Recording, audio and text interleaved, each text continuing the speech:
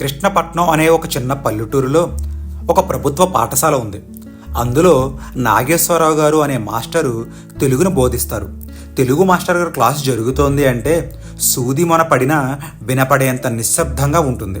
Telugu master గారు అంటే ఆ క్లాసుకే కాదు, స్కూలు మొత్తానికి భయం. క్రమశిక్షణకు మారుపేరు మాస్టరు.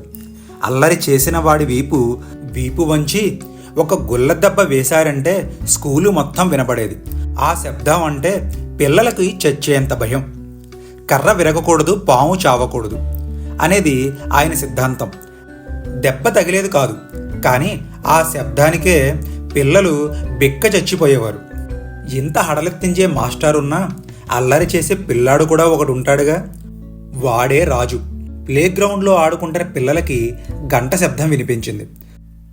పరుగున క్లాసు రూమ్ వైపుకి పరుగులు తీస్తున్నారు. కానీ తన స్నేహితులు ఎంత పిలిచినా రాజు మాత్రం అక్కడే ఉన్న ఉసిరి చెట్టెక్కి కోసిన కాయలు కొయ్యకుండా మొత్తం అన్ని కాయలను కోస్తూ తన పుస్తకాల సంచులు నింపుతున్నాడు. వాడి ధైర్యం ఒక్కటే. ఆ రోజు తెలుగు మాస్టారు స్కూల్కి సెలవు పెట్టారు. రాజు కూడా పరుగున క్లాసు రూమ్ వైపు పరిగెట్టాడు. కానీ పాఠం చెబుతున్న తెలుగు మాస్టర్ గారిని చూసి ఒక్కసారిగా కంగుతున్నాడు. భయంతో బిక్క చచ్చిపోయాడు. వాడి పై ప్రాణాలు పైనే పోయాయి. తెలుగు మాస్టర్ గారు ఆ రోజు సెలవు. స్కూల్కి రారనుకున్న సీనుగాడికి పాపం ఆ మాస్టర్ గారు లీవ్ క్యాన్సిల్ చేసుకుని క్లాస్కు వచ్చారన్న విషయం తెలియదు. ఎంచక్క తెలుగు పీరియడ్ని ఉసిరికాయలతో కేటాయిద్దాం అనుకున్నాడు. చాలా కోపంగా మాస్టర్ గారు, "ఊరే ఇలా రారా." మాస్టర్ గారు కళ్ళు చింత నిప్పుల్లా ఉన్నాయి. భయంతో ఉసిరికాయలన్నీ అక్కడే కింద పడేశాడు. ఇంకా పిల్లలంతా ఇంకా రాజుగాడి పని అయిపోయింది, వాడి వీపి నుంచి వచ్చే శబ్దం ఈ స్కూలు మొత్తం వినిపిస్తుందని నిర్ధారించుకున్నారు. అంతలోనే ధమ్ ధమ్ అంటూ గట్టిగా 2 శబ్దాలు వినబడేసరికి పిల్లల మొహంలో ఒకటే భయం. "వెధవా, నీ తల్లిదండ్రులు అంతంత ఖర్చు పెట్టి నిన్ను చదివిస్తుంటే నువ్వు చేసే ఘనకార్యం ఇదా?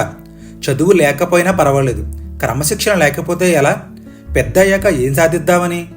అంట్లు తవ్వుకుని బతుకుదాం అనుకుంటున్నావా?" మాస్టర్ గారి తిట్లకి అద్దు లేకుండా పోయింది. అంత కోపం అతనిలో మునిపెన్నడూ చూడలేదు ఎవరు. పిల్లలు క్రమశిక్షణ లేక చెడిపోతున్నారనే బాధ ఆయన కళ్ళల్లో స్పష్టంగా కనిపిస్తుంది. రాజుగాడు అది చూసి పిల్లల ముందు తిట్టారని తట్టుకోలేకపోయాడు. ఒకటే ఏడుపు. ఇంతలో మిగిలిన క్లాస్ టీచర్లు, హెడ్ మాస్టర్ గారు వచ్చి తెలుగు మాస్టర్ గారిని శాంతపరచడంతో పరిస్థితి కుదురుపడింది. తుఫాను తర్వాత ప్రశాంతత ఎలా ఉంటుందో ఆ క్లాస్ రూమ్ను చూస్తే అర్థమవుతుంది. కానీ ఈ సంఘటన తరువాత మాస్టర్ గారు అన్యమనస్కంగా ఉన్నారు. మిగిలిన పాఠం చెప్పే మూడు లేక పిల్లలకు ఏదో వర్క్ ఇచ్చేసి అక్కడి నుండి వెళ్ళిపోయారు. ఈ ఘటన జరిగి చాలా రోజులైనా రాజుగాడికి మాత్రం మాస్టర్ గారి పైన కోపం తగ్గలేదు. ఆయనంటే బాగా అయిష్టం పెంచుకున్నాడు. ఆయనకి కనిపించకుండా తిరుగుతూ జాగ్రత్త పడుతూ ఉండేవాడు. ఏదో విధంగా 10th పరీక్షల్లో పాస్ అనిపించుకుని స్కూలు చివరి రోజును కూడా మాస్టర్ గారికి కనిపించకుండా, కనీసం పలకరించకుండా వచ్చేశాడు. ఆ తరువాత రాజు వాళ్ళ నాన్నగారికి వేరే ఊరు బదిలీ కావడంతో రాజు కూడా ఆ ఊరిలో ఉన్న కాలేజీలో చేరిపోయాడు. రోజులు గడిచిపోతున్నాయి, క్యాలెండర్లు మారిపోతున్నాయి. తెలుగు మాస్టర్ గారి చిన్నమ్మాయికి మంచి సంబంధం కుదిరింది. తాను పనిచేసే రోజుల్లోనే ఏవో లోన్లు అవి పెట్టి మెల్లగా పెద్ద అమ్మాయికి పెళ్లి చేసేశారు. ఇప్పుడు చిన్నమ్మాయి పెళ్లి కోసం తాను జాగ్రత్త చేసి కొనుక్కున్న కొంత భూమిని అమ్మేద్దామని నిర్ణయించుకున్నారు. కానీ ఆ భూమికి ఏదో వివాదాల కారణంగా ఆ భూమిని అమ్మడానికి ప్రభుత్వ పరంగా కొన్ని అడ్డంకులు ఉన్నాయి.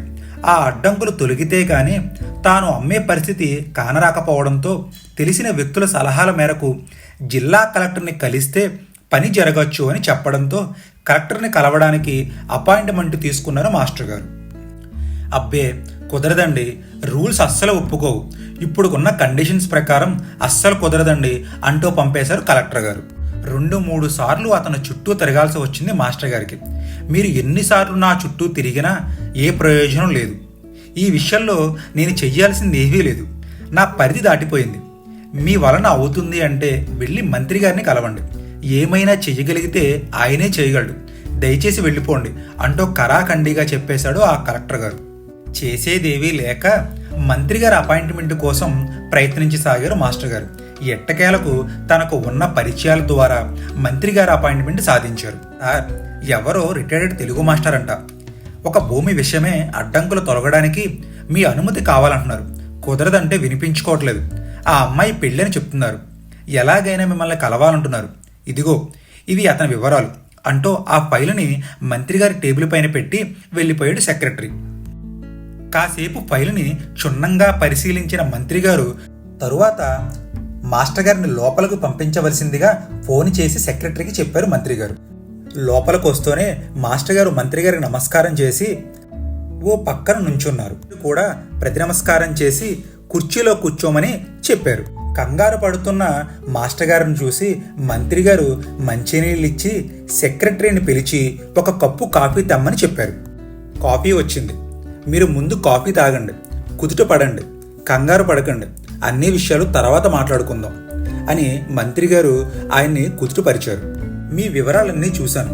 మీ భూమి విషయమే కొన్ని అడ్డంకులు ఉన్నమాట వాస్తవమే. అయినా మీ కేసు జెన్యూన్ కాబట్టి తప్పకుండా సహాయం చేస్తాను.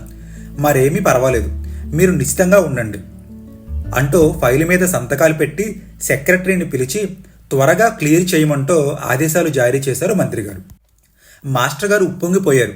గత 3 నెలల నుంచి తిరుగుతున్నా పని కాలేదు. మీ దయ వల్ల ఇప్పుడు పని పూర్తి అయింది అంటూ కృతజ్ఞతాపూర్వకంగా నమస్కరించబోయారు మాస్టర్ గారు. అయ్యా, మీరు పెద్దవారు, మీరు నమస్కరించరాదు. మీ బోటి వారికి సేవ చేయడమే మా లక్ష్యం అంటూ మాస్టర్ గారిని వారించారు మంత్రి గారు.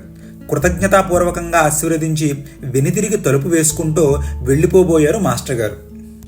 నీకు చేతనైనంత సాయం చెయ్యి, ఎవ్వరికీ అపకారం చెయ్యకు. కష్టపడితే సాధించలేనిదంటూ ఏదీ లేదు. క్రమశిక్షణే జీవితాన్ని సక్రమైన మార్గంలో నడిపిస్తుంది. ఇదే మా గురుదేవులు నేర్పిన పాఠం. అందుకే మా తెలుగు మాస్టర్ అంటే మాకు అమితమైన భక్తి. ఆయన నేర్పిన క్రమశిక్షణే మాకు ఎనలేని శక్తినిస్తుంది. వెనక్కి తిరిగి చూసిన తెలుగు మాస్టర్ కళ్ళు నీళ్ల కొండల్లో ఉన్నాయి. అవును మాస్టారు, నేనే మీ చిన్నప్పటి రాజుని అన్నాడు మంత్రి రాజేంద్ర వర్మ. నీటి పొరలు కప్పేయడం వలనేమో ఒకరికి ఒకరు మసకగా కనబడుతున్నారు. తన శిష్యుడు ఉన్నతి చూసి మురిసిపోయారు మాస్టరు. గట్టిగా కౌగిలించుకున్నారు. కాలేజీ చదువులు చదువుతున్నప్పుడు ఒక్కొక్కటిగా జీవితం పాఠాలు నేర్పించింది మాస్టారు. అప్పుడు తెలిసి వచ్చింది మీరు క్రమశిక్షణపై ఎందుకు అంత శ్రద్ధ వహించేవారు, మమ్మల్ని మంచి పౌరులుగా తీర్చిదిద్దడానికి ఎంత కష్టపడేవారో. ఆనాడు మీరు నేర్పిన పాఠాలను నెమరవేసుకుంటూ నా బతుకు చిత్రాన్నే మార్చుకున్నాను.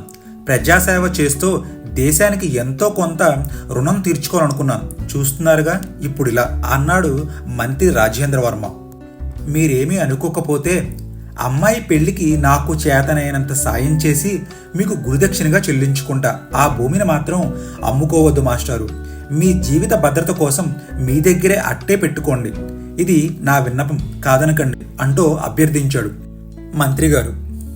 గురుభక్తిని కాదనలేకపోయాడు తెలుగు మాస్టారు. తన శిష్యుడు అంత ఎత్తుకు ఎదిగినందుకు సంబరపడిపోయాడు. ఇంతలో సెక్రటరీ వచ్చి, సార్, మీ మొబైల్ అందుబాటులో లేనట్టుంది. మేడం గారు ఫోన్ చేశారు. మీ చిన్నబ్బాయి స్కూల్లో ఉసిరి చెట్టు ఎక్కి కాయలు కోయబోతూ కింద పడ్డాడంట. మరేమీ పర్వాలేదు, హీఈస్ ఆల్ రైట్ అని ప్రిన్సిపల్ గారు ఫోన్ చేసి చెప్పారంట అంటూ మధ్యలో డిస్టర్బ్ చేసినందుకు క్షమాపణలు చెప్తూ వచ్చి చెప్పాడు సెక్రటరీ. మరేమీ పర్వాలేదు, ప్రిన్సిపల్ గారిని వాడికి ఇంకో 4 తగిలించమను. మరీ బుద్ధి లేకుండా తయారవుతున్నాడు ఈ మధ్య అంటూ తెలుగు మాస్టర్ గారి ముఖంలోకి చూశారు సదురు మంత్రి గారు. అంతే, ఇద్దరు పక్కపక్క నవ్వుకున్నారు. ఆ ఇద్దరు అంతలా పక్కపక్క ఎందుకు నవ్వుతున్నారో ఓ పట్టాన అర్థం కాలేదు సెక్రటరీకి. చిన్నప్పుడు మాస్టర్ కొట్టే దెబ్బలే, అమ్మ పెట్టే ముద్దలు, నాన్న చెప్పే మాటలే మన జీవితాన్ని సక్రమైన మార్గంలో నడిపిస్తాయి అనే నీతి ఈ కథ ద్వారా తెలుసుకోవచ్చు.